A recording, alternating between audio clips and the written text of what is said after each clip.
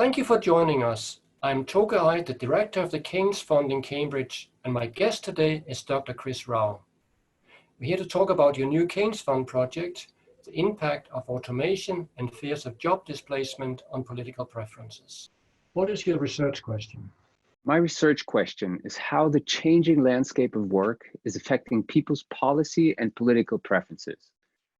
There were changes which already were occurring before the coronavirus pandemic, but they have been accelerated.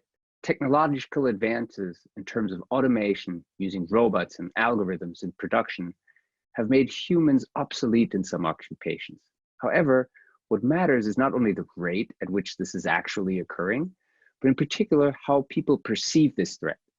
The focus of my research will be in particular on how people perceive this threat and how this is shaping their worldview.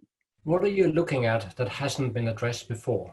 Keynes himself, as well as other prominent economists and sociologists in the past, such as Marx and Leontief, already predicted that labor displacement through technological advancement would lead to political and social unrest.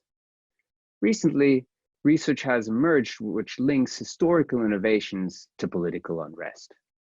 However, in terms of modern technological advancements, automation and artificial intelligence have been also labeled as culprits of job displacement and the waves of populism that have swept many countries.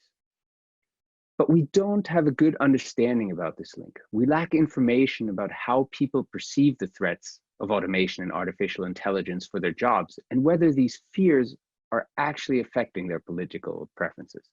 The narrative is there, but we lack concrete evidence.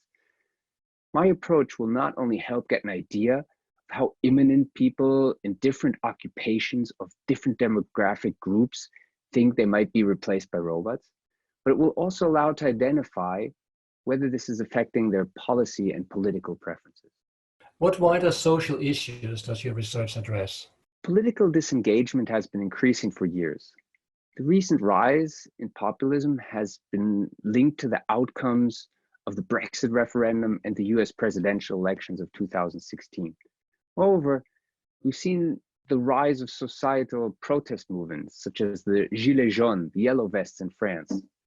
The origins of these tidal changes are not yet well understood.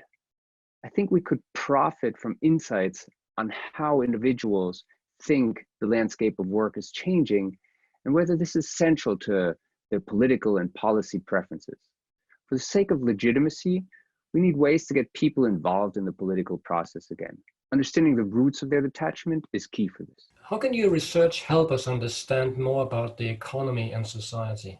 The threat of being replaced by a robot or an algorithm might not only affect your policy or political preferences. People might respond by retraining or switching occupations in anticipation of a job disappearing. We might also see changes in their preferences for job protection laws.